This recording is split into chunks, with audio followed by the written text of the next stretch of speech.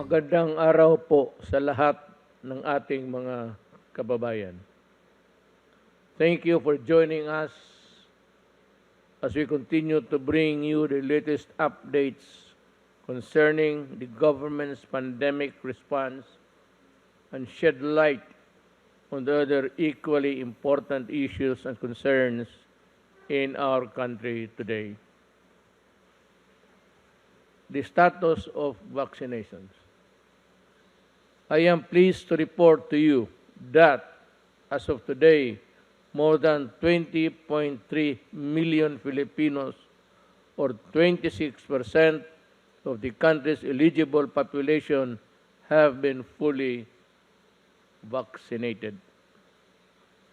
Also, more than 23.6 million have already received at least their first dose. Overall, we have administered 44 million doses already around the country. Many cities, particularly in Metro Manila, Baguio, Cebu, Iloilo, and Davao, have already surpassed 50% vaccination of the target population. According to Secretary Galvez, we will get a total of at least 100 million doses by the end of October, which means that maybe we can expand the vaccination program to the general population and hopefully also our children within October. Also, we continue to ramp up our vaccination drive and are targeting to administer around a total of 55 million vaccines by October. I am pleased to report that over the past several days, the number of new COVID-19 cases have been declining, and the reproduction rate has also been decreasing. Well, maybe within the last 2 days, there was a light spike, but overall, over the entire country, it is decreasing.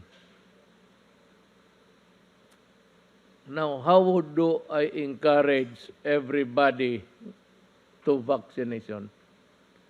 With these welcome developments in our COVID-19 numbers, I now encourage you, those who have yet to receive the vaccines, to get inoculated. Paulit-ulit kasi ito, we are almost pleading down on our knees. Parang nakaluhod na kami, nakikiusap sa taong bayan, yung mga taong ayaw o hindi pa nagpabakuna at nandyan naman ang available. If it is not yet there in your place, hindi pa dumating yung mga supply, well, perfectly understood. Pero yung nandyan na at ayaw ninyo, o talagang may pinag-isipan,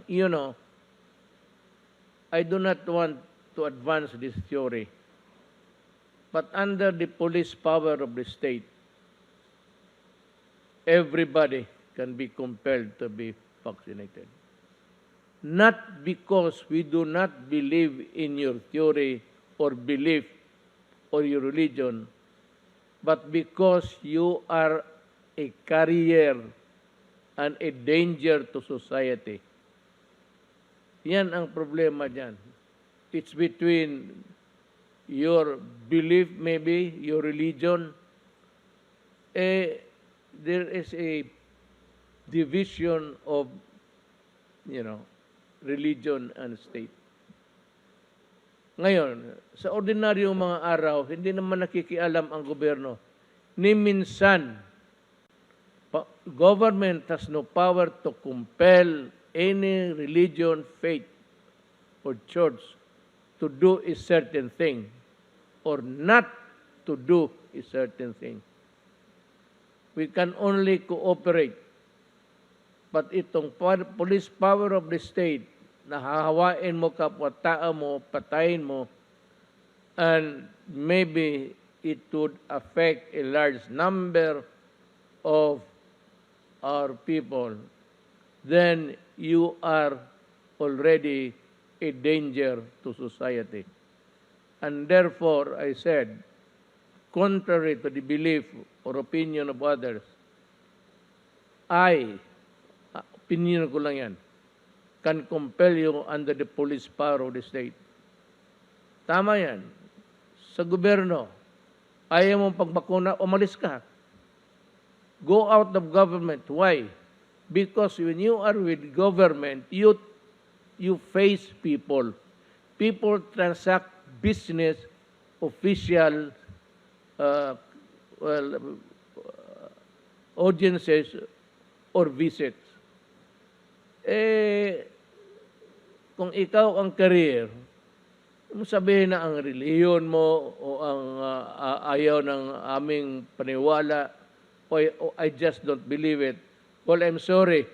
Yung ganon, it is completely irrelevant to us in government. Mabutit magkaintindihan tayo niyan.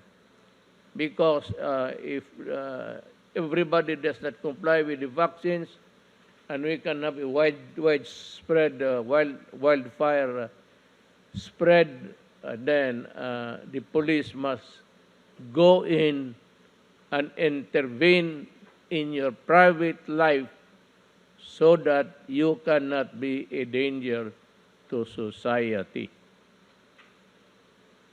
The 7-day average of new cases decreased by 13%, and we hope that this trend will continue in the days and weeks ahead. Nagdadasal ako. Sana po, I hope God is listening. But I hope He's not busy enough with other things in the universe to just take a look dito sa kung saan tayo nagkaroon.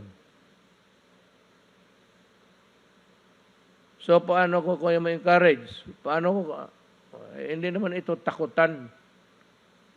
Government does not instill fear. Government can appeal. Government can talk. And government can pray and hope that you will listen to the well-studied, pinag-aralan, hindi lang na isang tao, buong mundo ang mga scientists. I hope that you can give credence also to the people na kung ikaw lang. May mga tao kasi pilosopo, well, this is not really to insult you, but may nakinig ako minsan sa TV, may no offense intended. Sabi mo, ayaw mo, hindi ka maniwala. When you're a doctor, actually, whether you are a specialist or just a practitioner, general, pagka-doktor ka, pati abogado, medyo may kabigatan yung salita natin. And if you are convincing enough in your arguments, people might just listen to you. And that could be a problem. Sana, kung ganito naman na ayaw mo, huwag ka na, tumahimik ka na lang. But there's a freedom of speech in our country. Hindi kami dyan.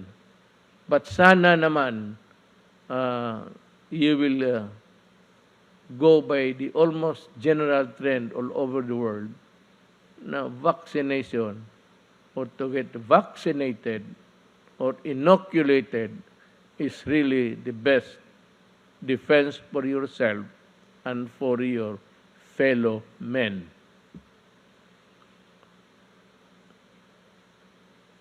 With these welcome developments in our COVID-19 numbers, I now encourage those who have yet to get their vaccines to get inoculated. In our best form of defense against the virus, along with the continued observance of health protocols and guidelines. Based on data gathered by the Philippine FDA, individuals who get infected with COVID-19 more than 14 days after the second dose were only 242 out of 13.8 million who have already been fully vaccinated with vaccine, which is 0.0017. Yung karamihan, well, pag na-hospital hindi walang vaccines, serious ka agad. You get what? You are in the critical list because well, pagka-critical ka, buksan yung bunganga mo, buksan lahat, then i-intubate ka. Yan ang mahirap yan. Intubation is not it's almost something like a last resort. Ganon ang mangyari sa iyo. So I ask our kababayans to please get vaccinated. When your turn comes, so you can protect yourself and your loved ones, paulit-ulit ito reminder lang ito, binigay sa akin. Pero kita mo paulit-ulit, again and again and again and again, para lang pumasok sa isip ninyo. Pag hindi pa pumasok sa isip ninyo,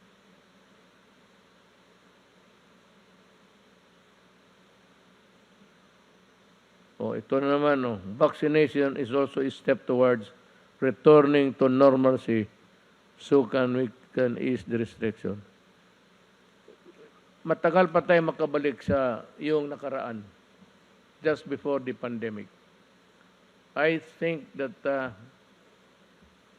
it would not be, wala man tubig itong pislit ko.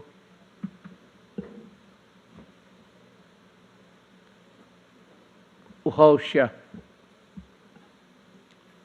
Where was I?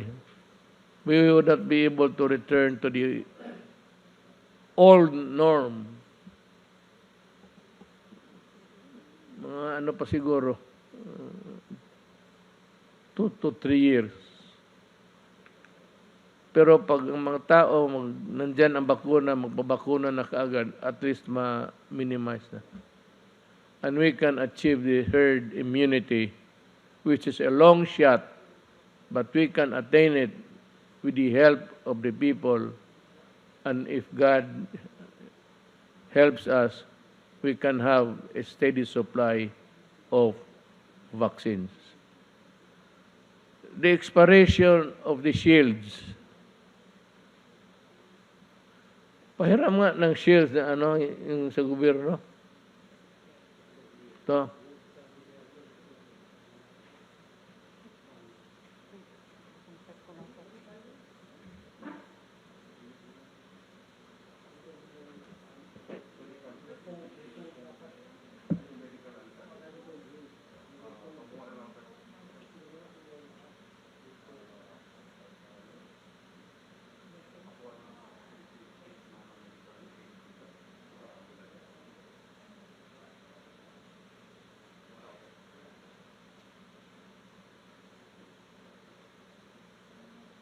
Alam mo, may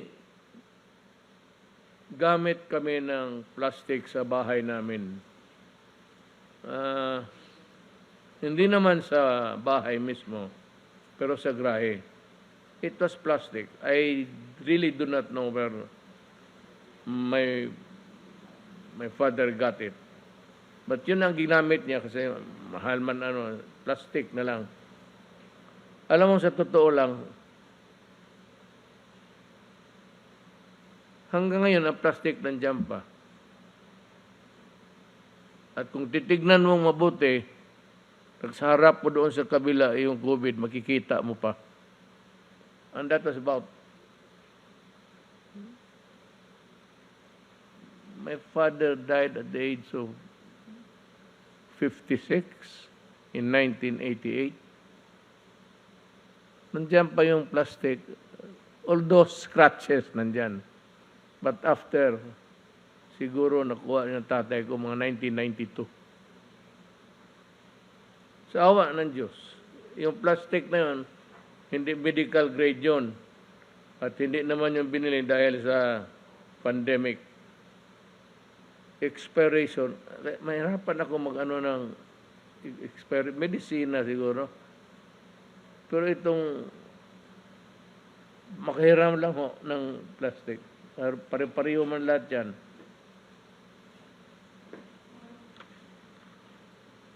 Paano ito mag-expire?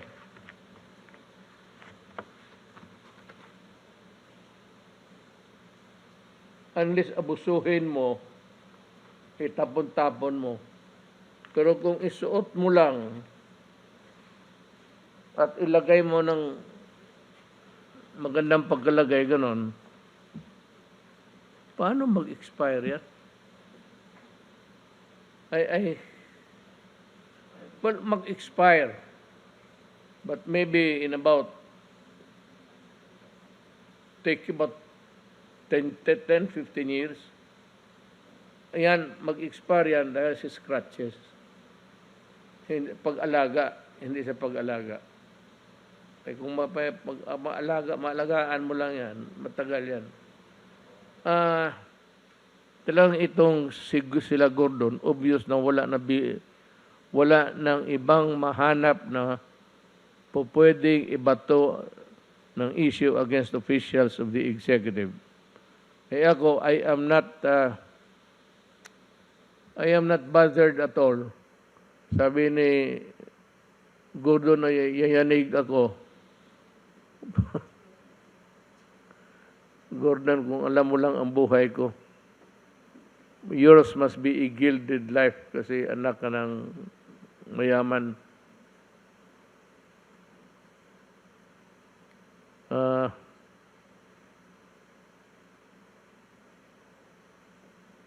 Nalilito na nga ang mga senador natin and they're trying their best to confuse everyone even with their witnesses. He cannot differentiate the quality if he allegedly tampered with the certificate of production or the certificate of expiration. Kasi kung mayroong production, there must be also an expiration date. Kagaya ng medisina. But it ain't that way sa plastic. Natotoo lang. Baka ang ginagamit, nagagamit pa si Gordon ng plastic.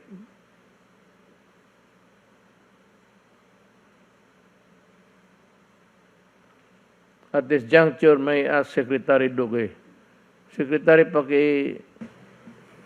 itong suot ko, papa-expire mo din para bakit pinapasuot mo sa akin? Kung yung binigay ninyo mag-expire, bakit mo binigay sa akin? Mamatay na lang ako, nandiyan pa yung plastic. Pakiulit nga sa mga it's a redundant story for you. Well, it's because the senators have a hard time, let me use the best term for that, comprehending all that is about this whole thing of Senate hearing. Sir. Maraming salamat ho, Mr. President at Senator Bongo, Chair ng Committee on Health at ang ating pong mga kasama, si ES Medialdea at mga kasama ko po sa gabinete at sa ating pong mga kababayan, magandang gabi po sa inyong lahat. Yung pong face shield na pinag-uusapan po, ito po yung binili ng Department of Health mula po sa PSDBM na sila naman po ang nag-angkat o sila ang bumili mula doon po sa kumpanyang Pharmaly.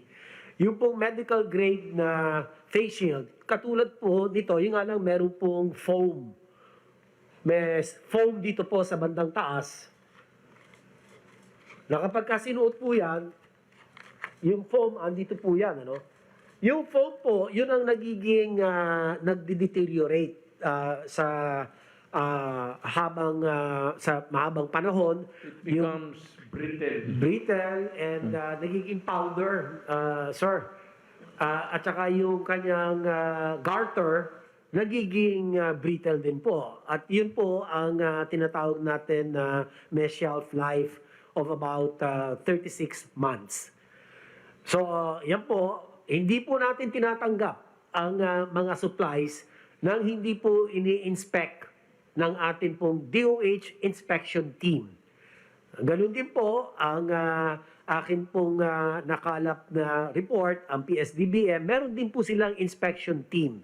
Hindi po sila basta-basta pwedeng tumanggap ng mga supplies na hindi po ito sinusuri maigi in terms of quality o yung kalidad, yung pong quantity at in accordance with the technical specifications na yan po ang inuutos ng DOH na dapat sundin ng supplier. Otherwise, hindi po ito tatanggapin ng Department of Health. So, yun po, malinaw, meron po siyang shelf life. Ibig sabihin ng shelf life, kung iiwanan mo sa isang lugar, sa estante, naka-plastic po yan, na hindi mo gagalawin, dapat siya po tatagal ng 36 months. At ang in particular, yung pong kanyang foam ay dapat tumagal at ang kanyang garter ay dapat tumagal po ng 36 na buwan. So, ang huli na lang po, Mr. President, yung patungkol po sa aligasyon ng tampering, lumabas po doon sa Senate hearing na talagang may pinakita, may ibinunyag, isinuwalat ang isang empleyado ng Pharmaly na tinamper daw po yung production date. Yung 2020 production date, ginawa pong 2021. So kami naman po sa DOH, inatasan ko na ang Procurement and Supply Chain Office na bantayan po ito at tignan kung meron po itong mga ganitong 2021 na nakalagay po sa mga face shield na production date. At batay po sa isiniwalat ng empleyado ng Pharmaly ay akin pong pinariripaso at pinapa-inspect muli ito pong mga face shields na ito. At kung totoong meron pong pandaraya o ito pong ginawa ng Pharmaly ay kinakailangan ay bawiin ng gobyerno doon sa kumpanyang iyan yung 1 taon na kanila pong tinamper. Kasi kung halimbawa 36 months, ano po, at tinamper yung production date from 2020 to 2021, so may 1 taon na daya. So kinakailangan yung 1 taon na yon magkaroon ng restitution sa gobyerno, yung halaga ng face shield, Mr. President. So, yan po ang masasabi ko sa ngayon at yan lang po, kung meron pong mga karagdagang katanungan, ay kami po ay sasagot po. Again, I would like to preface my statement with this, that there was or there is an existing national emergency. Yan ho ang hindi ninyo kalimutan. And I would like to reiterate that during the congressional hearing this morning, no less than the Government Procurement Policy Board explained that Bayanihan 1 is categorically exempted from the requirements set by the procurement law. Kayong gumawa ng batas na yan, kindly read Bayanihan 1 again. It was clear all along that the procurement of goods under Bayanihan 1 would not require minimum capitalization, net financial contracting capacity, or a single largest completed contract. These are the things that you have been hammering in the Senate hearing. Alam mo, kung ganun lang pala, bakit hindi ninyo nilagay sa batas na despite of a pandemic raging, we have to set these conditions to safeguard whatever you want to happen with the supplies and the medical lahat na bilili ng gobyerno. Again, if only the members of Blue Ribbon Committee listen to the resource persons and to what has been said many times during the hearing, but they simply think they are infallible, like God. Merong isang tao lang dito sa universe na infallible, ang Diyos. So now you realize that you are not. The acts of desperation and poetic justice. I think it is high time to expose these people in the Senate who try so very hard to personify themselves as incorruptible and clean. Magandang abangan natin lahat ang baka maimbestiga para siya pa ang dapat maimbestigahan. Baka imbestigahan ngayon para siya pa ang makasuhan ng plunder. And I am referring to the so many cases that Gordon has to face. Maybe, I'm sure by this time, marami na nagsulat sa either ombudsman or, alam mo, ganito yan. Itong mga kaso mo, patay na ito. These cases were moribund. Alam mo, wala na, natutulog na ito yung ano mo dito sa yung Subic Bay na 146 million. Ang iyo doon is about 80 something, 83. Attributed to you. So, na-disallow yan. A new appeal, I think it has reached the Supreme Court and the COA was vindicated there. Ngayon, yung bayaran mo dapat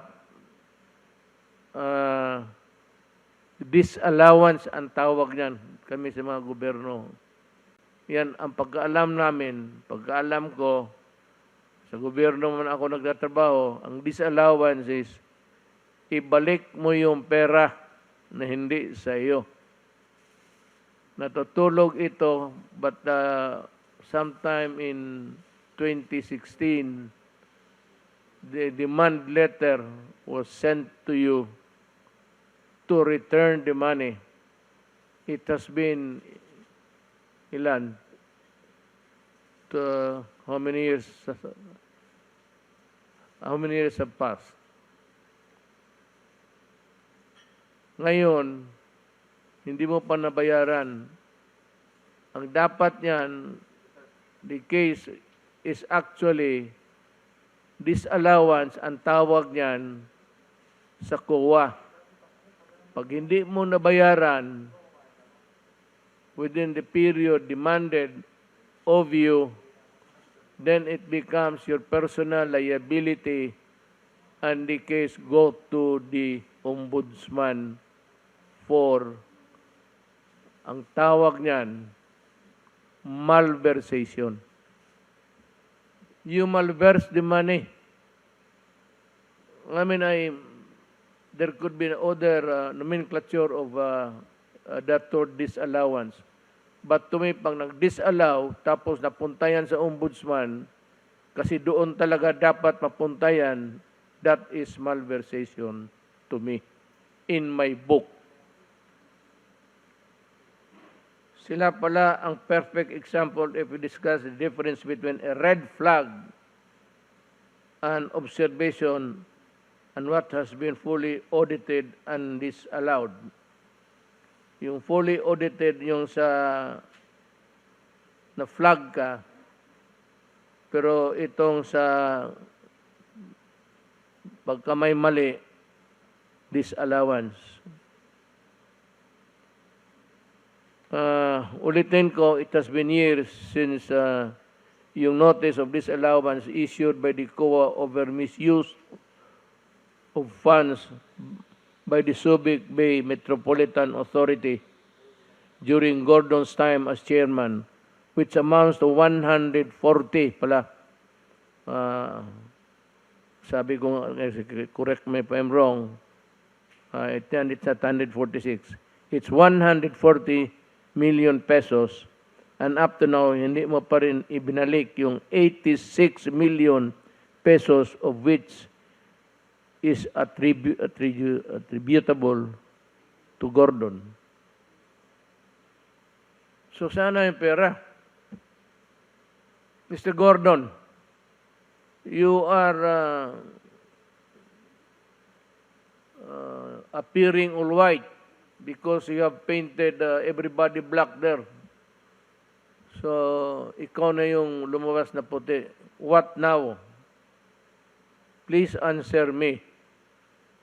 Anong nangyari dito sa kaso mo? Hindi mo binayaran. It's a malverse money. It's the people's money that you have used. So where is the money? Or what happened to the money? Binigay mo ba sa ano, o nirigalo mo sa ano, o ginamit mo sa kampanya?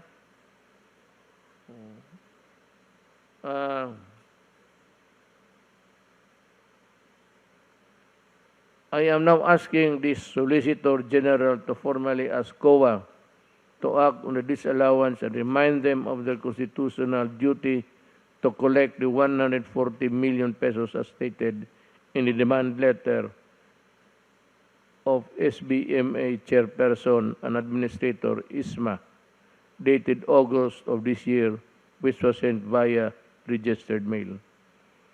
And this has been duly sustained by the Supreme Court as final and executory. Yung demanda mo, inapila mo pala sa Korte yun, sa Korte Suprema. What happened was that natalo ka, and the verdict is final and executory na. So no appeal, no nothing, except for you to pay. That is the civil side of it. Yung binayarin, sa uli mo yung pera, that is your civil liability. But there is another component of that, the civil liability and your criminal liability. Yung criminal liability mo, yung mobilization. Tapos may muka ka pa na magsabi sa tao, gusto mong tumakbo ng anong posisyon na naisip mo, lahat ng ambulansya ng Red Cross, nakaplastada yung muka mo. Ako hindi naman sa Mr. Gordon, you can ask anybody in Davao. Kung meron ako niyan, may tao magsabi meron ako niyan, mag-resign ako pagka-presidente bukas. Yan ang delikadesa. Mr. Gordon, yan ang classic case of delikadesa.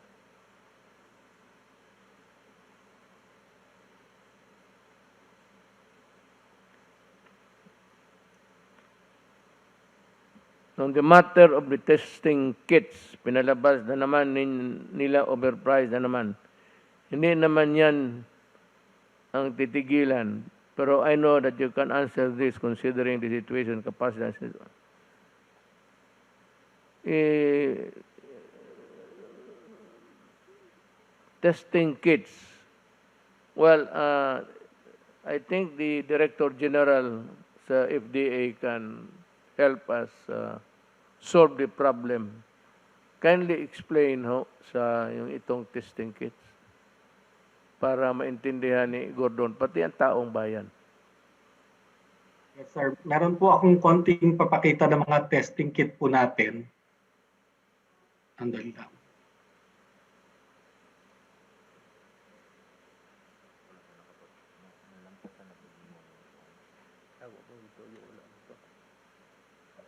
Yes, sir.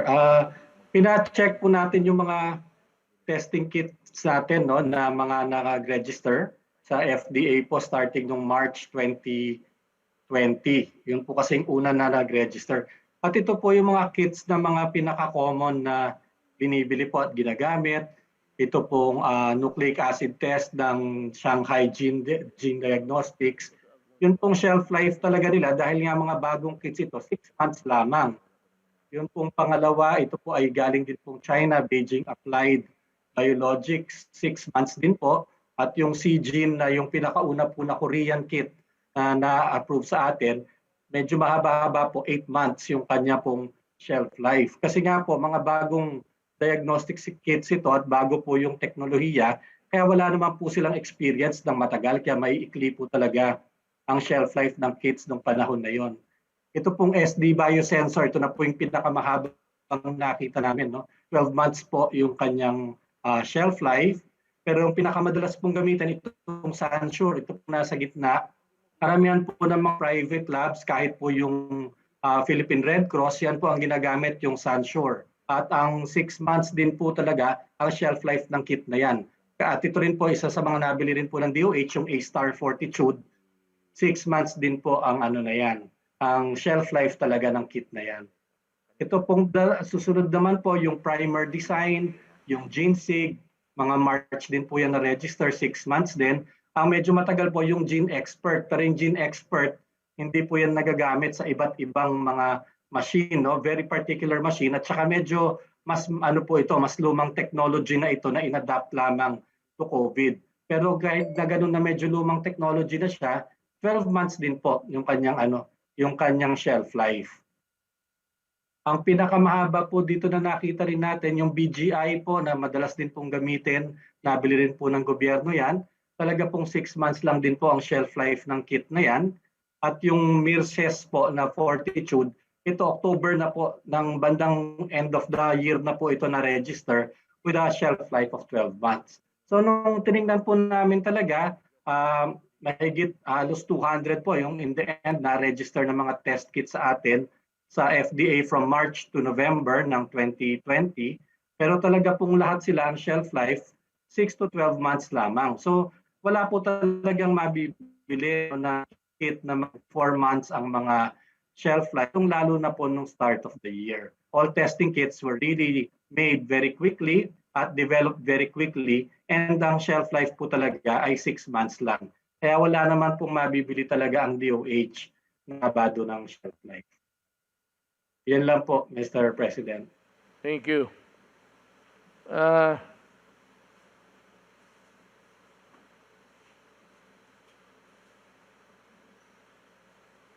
Itong may isa pa akong resource person na gusto kong lumabas. I would like to backtrack. Mag-backtrack na ako.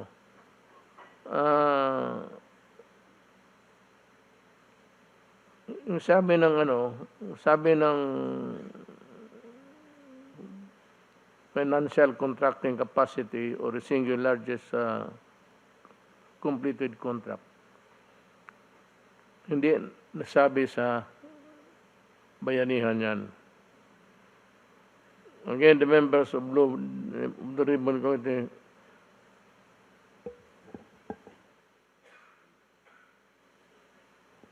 COVID na ako.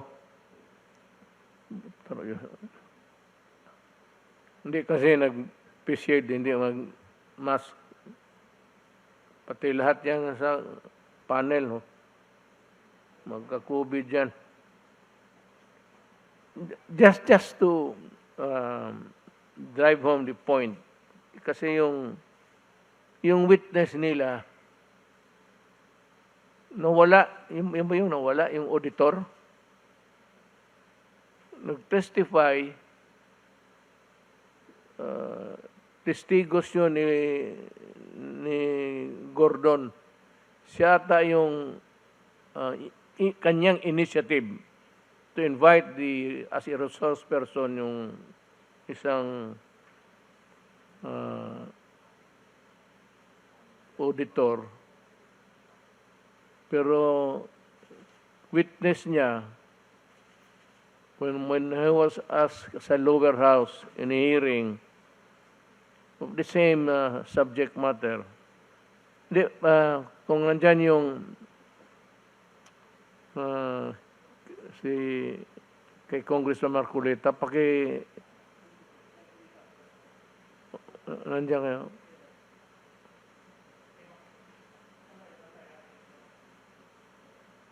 Yung hearing doon, oo.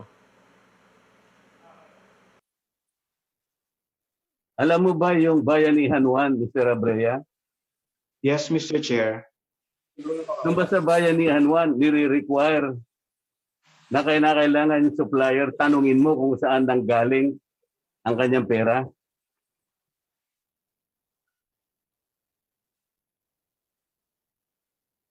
Naintindihan mo yung tanong? Uulitin ko pa ba?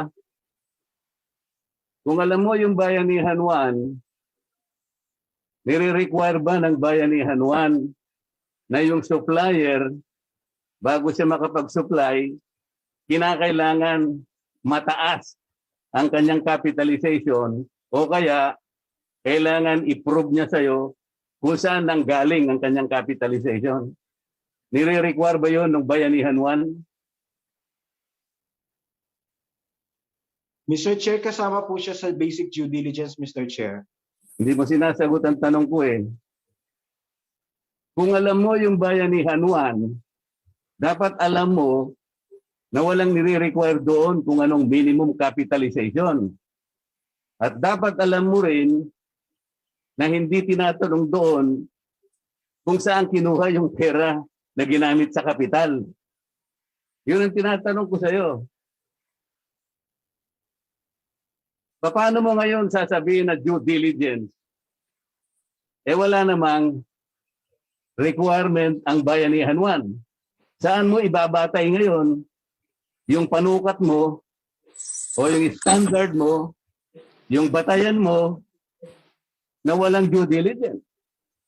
Mr. Chair, ang due diligence po is basic principle po ng pag-iingat para po masigurado natin na may kapasidad ang kahit sino mang kumpanya o individual na makikipag-transaction po tayo, Mr. Chair. Abogado ka ba, Mr. Abrea? Hindi po, Mr. Chair. CPA po, Mr. Chair. O CPA ka?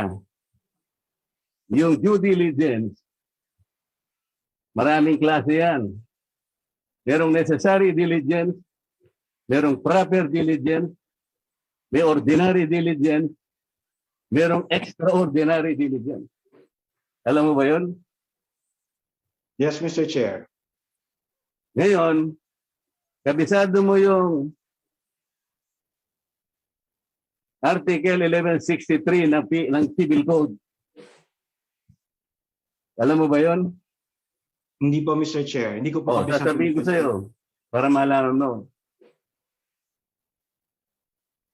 Sa Article 1163 ng New Civil Code of the Philippines, binabanggit dyan yung diligence of a good father of the family.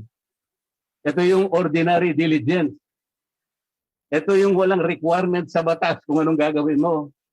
Katulad ng Bayanihan 1. Hindi nire-require ang minimum capitalization dyan.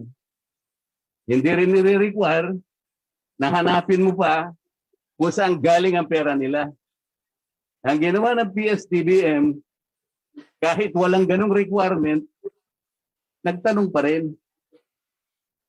Ordinary diligence ang ginawa niya.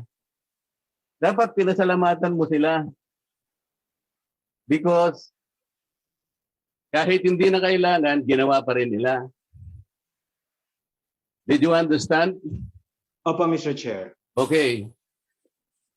So anong batayan mo na sinabi mong walang due diligence kasi hindi tinanong kung saan ang galing ang kanilang pera? Eh hindi naman nire-require ng batas yun. Yun po Saan mo kasi yung tinatay? Kasi Yun po- tinawag ka nilang expert witness. Ang expert witness, maski na sa regular court, ay tinatanggap sapagkat ang sasabihin mo ay talagang makatutulong. Beyond the understanding of the regular court, makatutulong ka talaga. Ngayon, nag-testify ka as an expert witness. Naghahanap ka ng due diligence. Yung batayan, hindi mo alam. Wala ka palang batayan eh.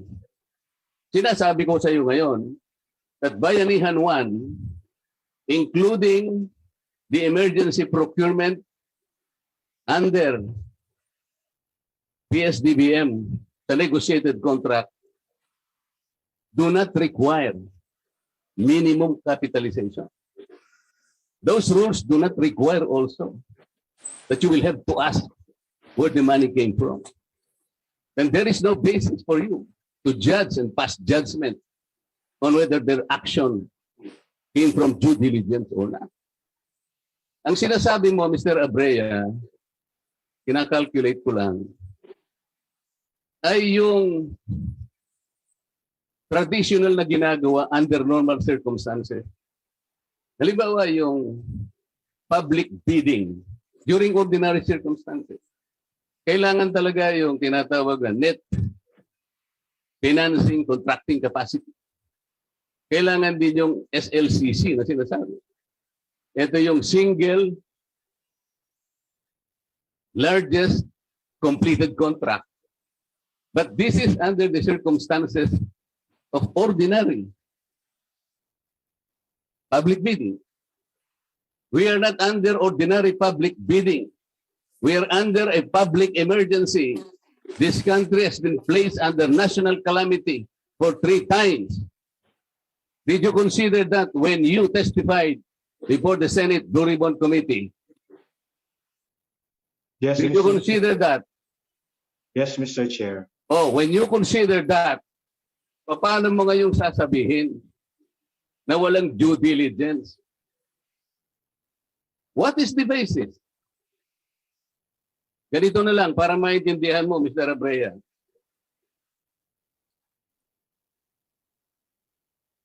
May kaanak ka na may sakit. Palagay na nating medyo delikado ang kanyang kalagayan. Sabi ng doktor sa'yo, Mr. Abrea, gumawa ka na ng paraan. Kailangan mahanap mo itong gamot na ito. Magmadali kayo, oras ang kalaban natin. Inaasahan ko, Mr. Abrea, pupunta ka sa mga pharmaceuticals, sa butika, kung ano man, para mahanap mo yung gamot na sinasabi ng doktor. Tama ba ako? Yes, Mr. Chair. Okay. Meron ngayong 3 butika ang nagsabi sa'yo. Yung isa, 10 piso lang yung gamot. Yung isa naman, 50 pesos. Pero wala silang supply. Yung isa, 1,000 pesos, sila lang merong supply. Anong gagawin mo, Mr. Abrea? Naghahanap ka ng gamot at naghahabol ka ng panahon. Because you are trying to save life. Yung kaanak mo. What will you do? Bibili po ako, Mr. Chair, dun sa may supply, Mr. Chair. Yung 1,000 pesos. Kahit na yung kalaban niya, 10 pesos and 20 pesos lang. Because they don't have the supply at the time you needed most. That particular drug. Tama? Tama po, Mr. Chair. Tama ka talaga. Ngayon, ibig mo ba sabihin, doon sa nagbigay sa iyo ng gamot na yun, 1,000? Tatanungin mo ba siya? Teka muna, tingnan ko nga yung capitalization mo kung tunay ka talaga. Tatanong mo ba sa kanya yon? Hindi po, Mr. Chair. Okay. Tatanungin mo ba kung saan nanggaling yung kanyang capitalization? Because if you do not do that, sasabihin mo wala kang due diligence. Sasabihin ba ng kamag-anak mo, yung kapamilya mo, what is your name, sir? Mr. Mon Abrea. Mon, sabi niya, Mon, wala ka naman due diligence eh. Binili mo kagad eh. Padaskul-daskul ka naman. Bakit hindi mo muna tinanong kung yan ay may capitalization? Bakit yan hindi mo muna tinanong kung saan niya kinuha yung kanyang capitalization? Baka naman kinakailangan i-report mo yan sa AMLA. Baka hindi nagbabayad ng BIR niya. Gagawin mo ba yan, Mr. Abrea? Doon po sa gamot, Mr. Chair, hindi po, Mr. Chair. O tama. Hindi mo naman talaga gagawin. Dahil naghahabol ka ng panahon. Because you need to save lives. Halimbawa, Mr. Abrea, yung binilhan mo ng gamot na yon, ay kinuha niya lang doon sa kaibigan niya. Kasalanan ba yun kung halimbawa kumontak siya ng kaibigan niya sapagkat gusto rin niya magbenta? Hindi naman siya yung nag-manufacture nun. Pero kinuha niya sa ibang supplier. Pero yung supply, tama. Yun ang sinabi ng doktor. Mali ba yung ginawa ng supplier, Mr. Abrea? Sa tingin ko po, hindi naman po, Mr. Chair. O yun. Ngayon ko lang tumama, Mr. Abrea. Ang sinasabi natin dito, hindi tama na husgahan mo sa pamamagitan ng financial statement. Titingnan mo ang maraming bagay. Ano bang panahon natin? Di ba peligroso tayo? Di ba tayan ba ako para sabihin walang due diligence? Dahil hindi ba tinanong ng PSDBM kung saan niya kinuha yung pera? Kung nanghiram siya ng pera? Wala ng due diligence? Hindi ba pinag-uusapan natin kung sinong nakapag-deliver? Kagaya nung halimbawa natin, yung nakapag-deliver sa'yo, yung pangatlo, medyo mahal nga lang, pero nagkataon siyang may supply. At nag-aabubuhay yung kamag-anak mo. Questionin ba ng pamilya mo sapagkat hindi ka man lang kanya nagtanong. Sino ba yung binilhan mo na yun? Tinanong mo yun kung maraming utang yun. Tinanong mo ba yung kanyang stockholders kung mga may criminal records yung mga yan? Gagawin mo ba yun, Mr. Abrea? Hindi po, Mr. Chair. Salamat po, Mr. Chair. Wala na po kita tanong sa kanya. Well, that completes the story of yung witness nila na hindi na bumalik.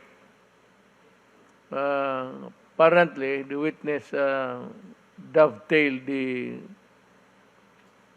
questions and the answers which Congressman Marcolita wanted to come out from his mouth. Lumabas yung totoo. At baru yung totoo nagsasabi, hindi na wala na. After that, nawala. Hindi na makita.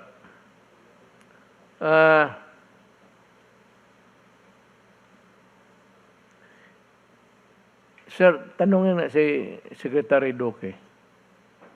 Yung investigation ba ng PRC, yung false negative, false positive nila, may resulta ba? Kasi hindi natin malaman ilan sa nagpa-swab test sa Red Cross na naging false positive, so that we can approximate how many eventually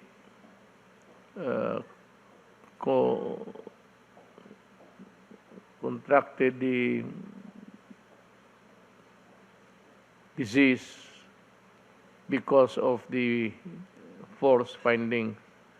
Do you have a copy of this investigation being conducted by the PRC, or were you given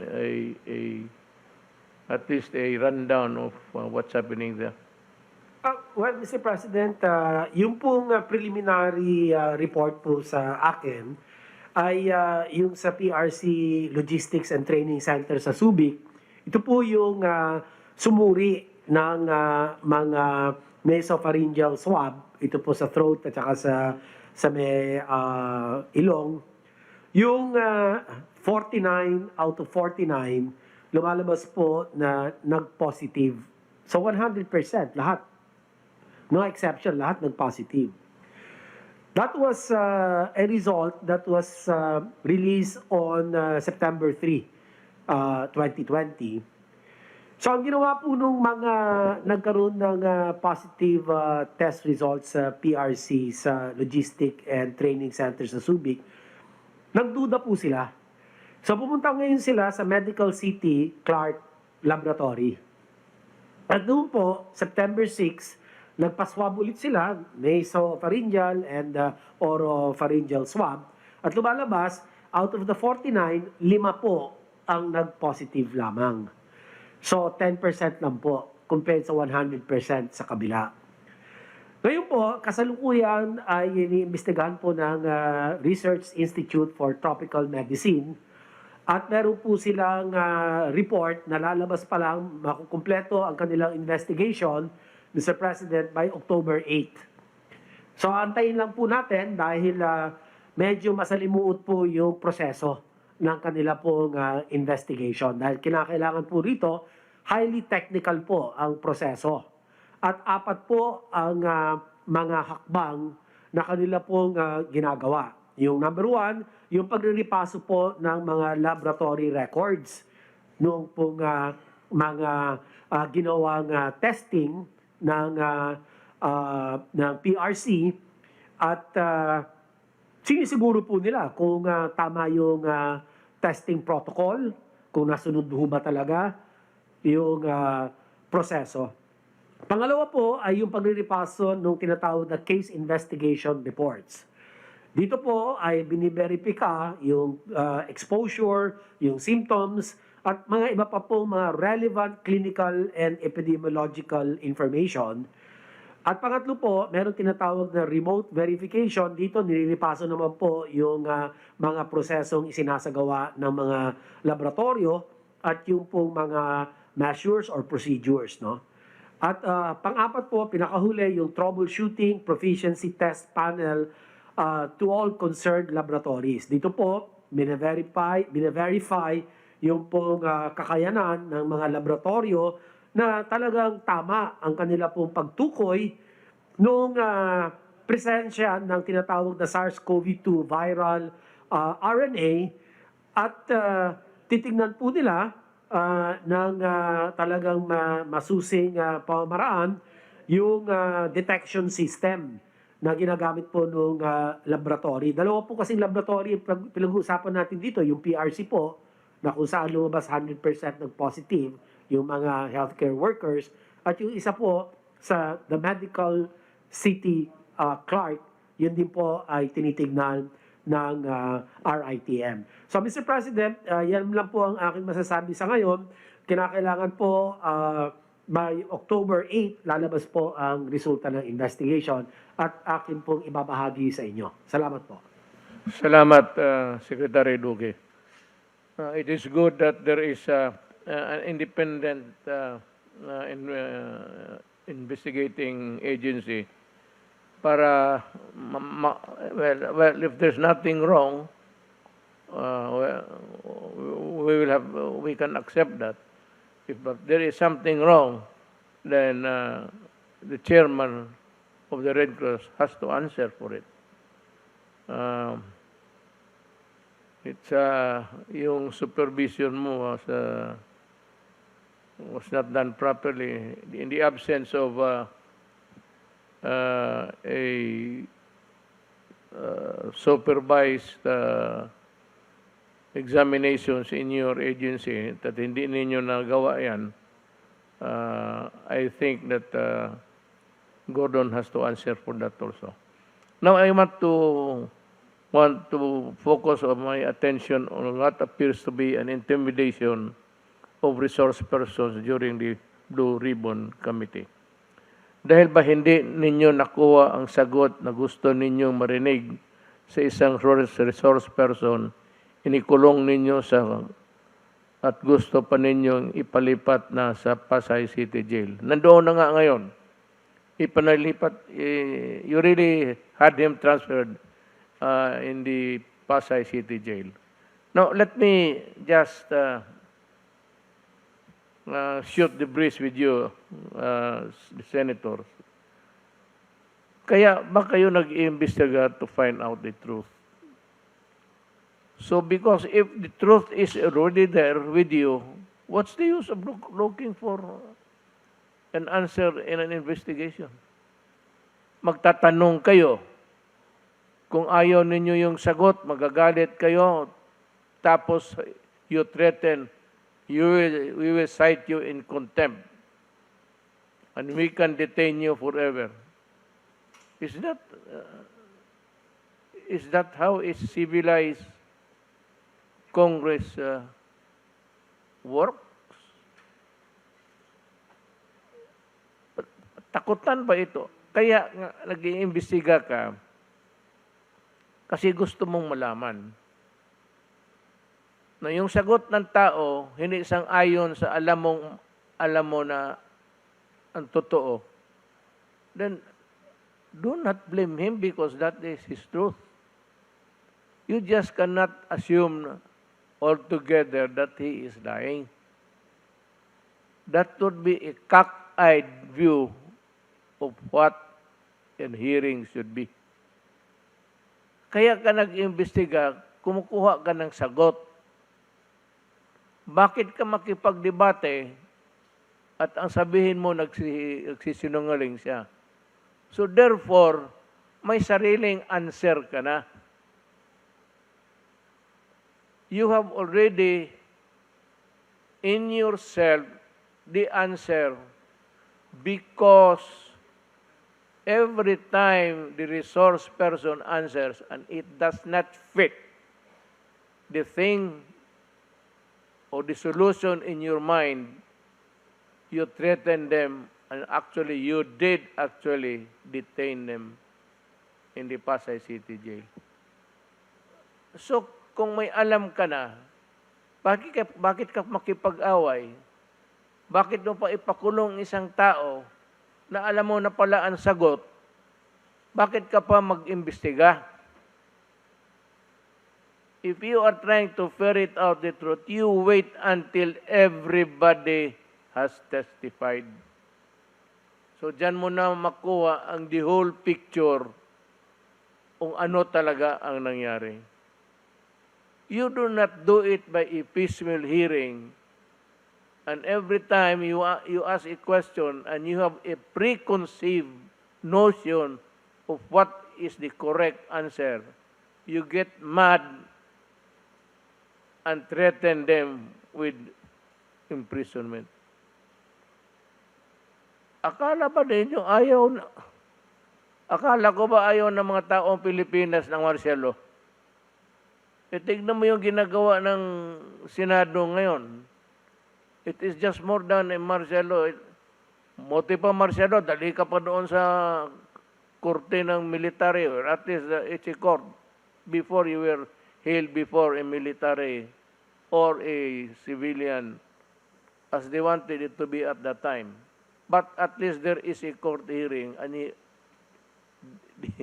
the person accused is afforded the right to be heard. Yan ang importante dyan. So, ang human rights, gusto kong marinig kung ano ninyong sinasabi. The Constitution really provides that no person shall be deprived of life, liberty, or property without due process of law. Is there a due process of law if you already have the preconceived answer, and if it does not dovetail your frame of mind, you send him to jail?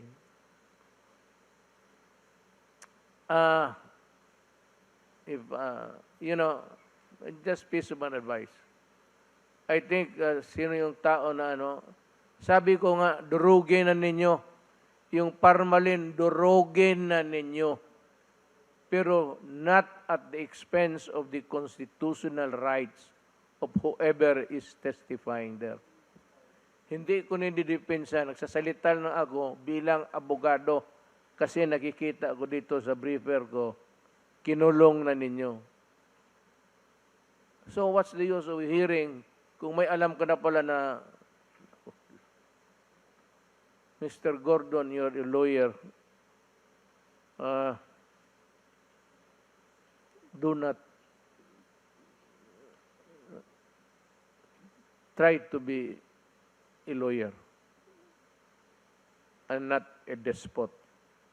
You are not the king of Congress.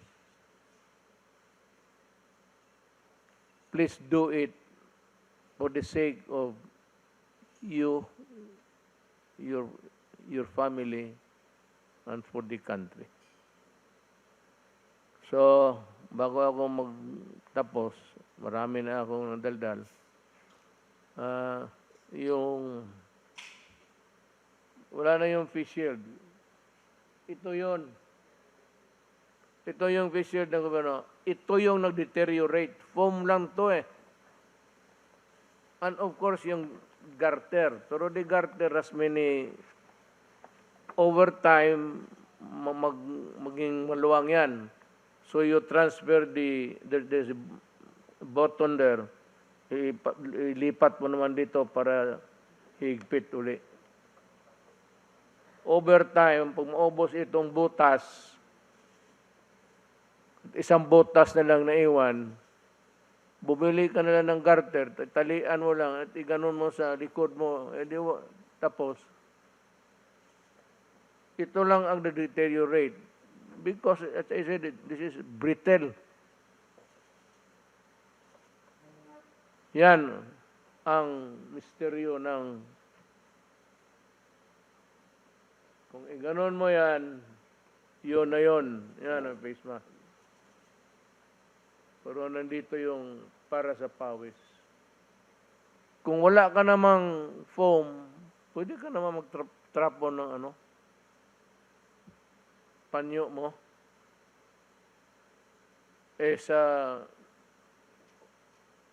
Nakita ko sa sine sa operating room, ang pahid ng pawis ng surgeon yung nagtatrabaho, yung nurse. Ito lang ang Actually, ang mag-ano niyan, yung foam, marami kang makitang foam ngayon. Guntingin mo lang. Nag-ilagay mo ng paste, yun na yun. If that is really what you're talking about the product. How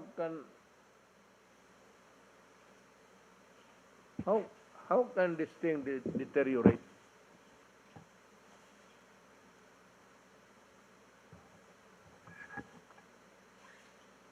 Improper handling of abuse in the use of the masisira talaga. Kung mayroon itong ilagay mo lang yan dyan.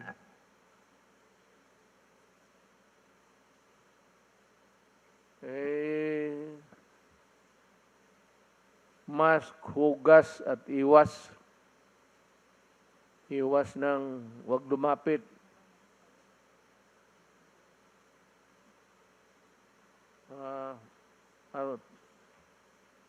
Ito pa. Ito para kay Gordon lang rin. May I ask the senators if it is true that the hallmarks, Hilmarks,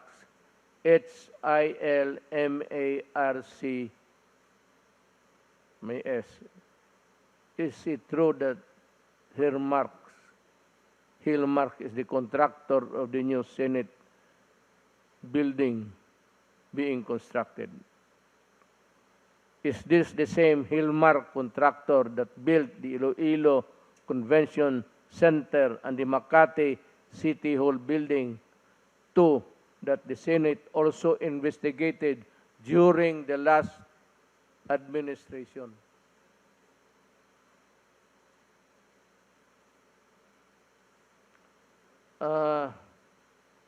Gusto ko rin malaman na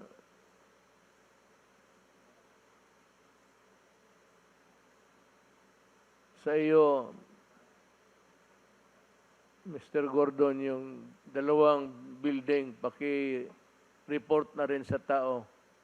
The reason why the people are also interested in the investigation, in the audit, is gusto ng tao buksan ninyo ang libro para makita kung saan tumakbo yung pera.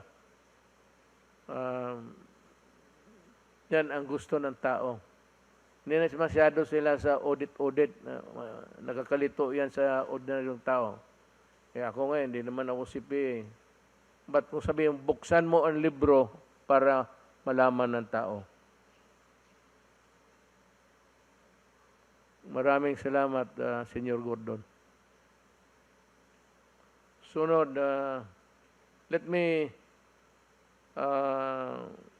give you a run. I'll bring you through the people who are here to testify. Si Secretary Doque, Secretary Lorenzana, Secretary Galvez. Then we have Secretary Roque, we have Secretary Nograles, we have Chairman Abalos, Secretary Panelo, then tapos na, nag-testify na si Domingo, Secretary. Ngayon yung iba, si Secretary Medaldia, I think Secretary Dison will have something to say also. So I will call Secretary Delphine Lorenzana to talk. Magandang gabi po, Mr. President, Senator Bong, Executive Secretary, and ang mga kasama kong mga lingkod bayan. Magandang gabi din po sa inyo. Ito po aking ulat ngayon, Mr. President, ay ang mga ginagawa ng Crisis Action Plan Groups na ating ginawa mga 8 weeks na nakakaraan. Slide 2, please. Balik.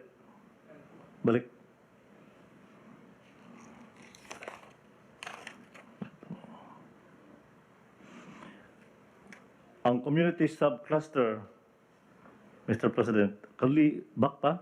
Ulit? One more?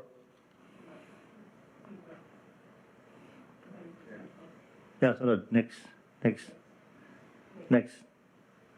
Okay, ang community subcluster, Mr. President, ay nakapagpatupad ng alert level system sa NCR at granular lockdown sa 2,221 houses, 8 commercial establishments at paaralan, 27 residential establishment at buildings, 34 streets, 13 villages o subdivisions, 19 blocks at 14 settlements. Nagpatuloy sa pag-hire ng mga contact tracers sa buong bansa na kasalukuyang nasa 127,326 katao. Next slide, please. Napabilis ng pagsasagawa ng contact tracing mula 26,245 noong nakaraang linggo, tumaas sa 29,250. Ang suspect at probable cases ang na-trace, na-assess at na-isolate sa loob ng 24 oras.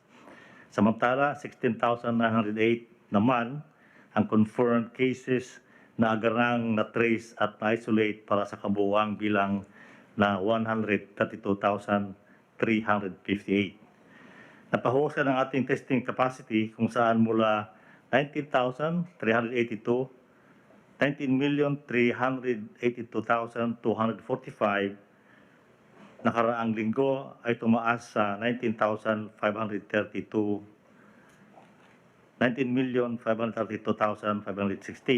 ang kabuuang bilang ng mga individual na na-test mula noong nakaraang taon. Next slide please. Nakapagdagdag ng mga COVID-19 dedicated beds para tugunan ang patuloy na pagdami ng mga COVID-19 cases. Sa kasalukuyan, meron ng mahigit na 150,000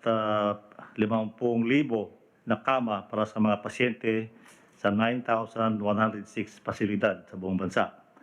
Mula 34% noong nakaraang linggo Bumaba ang occupancy rate sa 32.78%. Nakapagtatag ng COVID Task Force sa 81 provinces, 146 cities at 1,484 municipalities.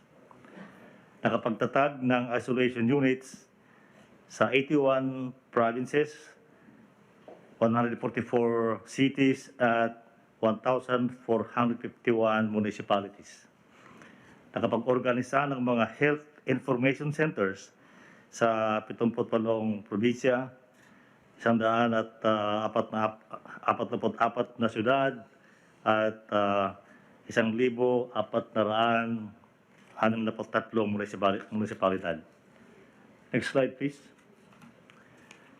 At mahigpit na pinatupad ang minimum public health standards. Sa kabila nito, nakakalungkot na may karagdagang 262,391 na kaso ng paglabag sa linggong ito para sa kabuuang bilang na 2,350,438. 114,247 naman ang mga naharang sa checkpoints para sa kabuuang bilang na 142,991, habang 1,379 ang unauthorized persons outside residence o UPORs para sa 18,136 kabuuang bilang nito. Nagpalabas din ang DSWD ng Memorandum Circular No. 11 ukol sa guidelines on the provision of family food packs in support of affected families due to declaration of granular lockdowns bilang pagkahanda sakaling palawigin pa ang pagdeklara ng granular lockdown. Next slide, please. Ilang magandang balita naman, Mr. President, mula sa ating health facility subclusters. Bumaba ang ating healthcare utilization rate mula sa 71% noong nakaraang linggo sa 68% ngayong linggo. 1% ang naibaba sa ICU beds at 3% naman sa ward beds, subalit tumaas ng 1% ang mga nagamit na isolated beds. Nakapagdagdag ng mga licensed hospital beds sa nakalaan para sa COVID-19 mula 38.5% sa 30.57% o napakaliit lang po, 0.07% ngayong linggo, increase. Mula 4,349, naging 4,426 ang bilang ng ICU beds. Samantalang mula 21,000 tumaas sa 21,208 ang bilang ng isolation beds at mula naman sa 15,814 ay 16,000 na ngayon ang ward beds. Next slide, please. Napag-alamang 67% o 67% sa ICU at 84% sa mga intubated patient ang hindi pa nabakunahan. Kaya naman patuloy tayong nananawagan sa ating mga kababayan na magpabakuna laban sa COVID-19 upang maiwasan ang pagkakahawa o pagdanas ng malalang sintomas dito sa maaaring humantong sa pagkamatay.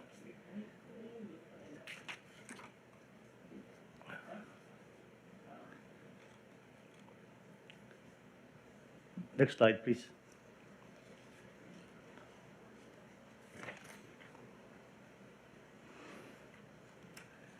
Patuloy nating titiyak na may kasapat na healthcare professionals na kumakalinga sa mga COVID-19 patients mula 9,363 o 91.88% ay nasa 9,672 na or 94.84% ang na-hire sa kasalukuyan.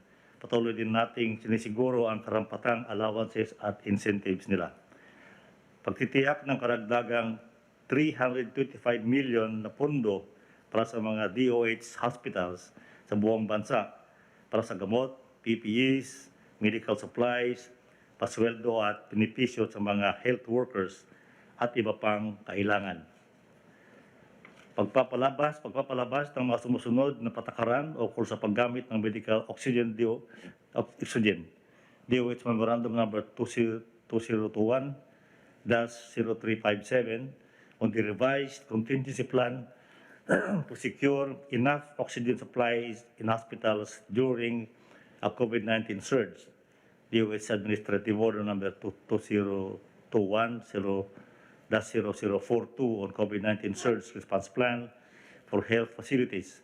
DOH Circular number 2021-0291 on suggested retail price of medical oxygen products, at DTI Memorandum number 2021-0395 regarding the issuance of a regional IETF resolution on the prioritization of production and distribution of medical grade oxygen.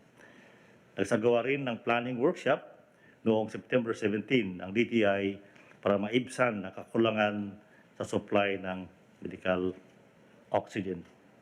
Next slide, please. Mula naman sa ating borders subcluster, tumaas ang bilang ng mga na-quarantine ng mga returning overseas Filipinos mula 157,293 noong nakaraan sa 169,434 ngayong linggo, o 68,814 nito ang land-based OFWs, 51,720 ang sea-based OFWs at 44,723 ay mga non-OFWs. Pinalawig ang implementasyon ng One Health Pass sa mga pasahirong bumabalik sa Pilipinas.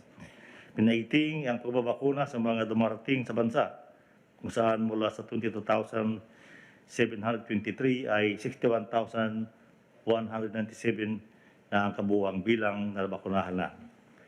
Nakapag-assist sa 6,82 nating kababayang nakabalik sa bansa, nalulan ng 26 bayanihan flights. Nakapagdagdag ng quarantine rooms para sa mga balikbayan. Nasa 11,710 na ang kabuuang bilang ng mga ito sa NCR, Clark, Cebu, Davao at Subic Bay, na may occupancy rate na 45.58%. Mayroon ding mga 912 isolated rooms para sa mga balikbayan na may occupancy rate ngayong 70.5%. Tayo ay nakatulong sa mga 12,458 seafarers.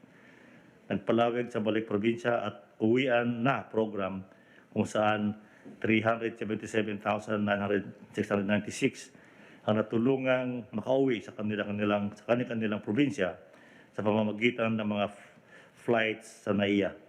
Samantala, mula 301,664 ay tumaas naman sa 303,883 ang naisakay ng libre sa bus sa PITX. Nagtalaga ng mga pulis, OWA house parents at PCG marshals para bantayan ang mga quarantine facilities sa mga NCR para sa returning overseas Filipinos, at nagpaigting ng pagbabantay sa ating mga international borders kasama ang katimugang bahagi ng bansa o yung mga lugar dyan sa may pagitan ng Sabah at Pilipinas. Last slide, please. Ang pagbabakuna naman po ng AFP ay meron na tayong nabakunahan na 97,411 o 68% ng kabuuang bilang ng mga sundalong fully vaccinated laban sa COVID-19. Ang huli ko pong ulat, Mr. President, ay yung utos na mag-deploy tayo ng mga medical doctors at nurses sa mga hospital dito sa Manila. Meron na po tayong naipadalang dalawa noong nakaraang linggo, pero ngayon po ay nakapag-ipon na naman yung Surgeon General ng 5 doctors at saka 20 nurses na pwedeng i-deploy sa mga hospital sa Manila. Ang Surgeon General po, Mr. President, ay nakikipag-ugnayan na sa DOH para malaman nila kung saan i-deploy ito. Sila na pong bahala. At saka gagawa pa po ng memorandum of agreement between the AFP, Surgeon General at ang DOH. Yun po ang ulat ko ngayong gabi, Mr. President. Salamat po. Thank you, Secretary Lorenzana.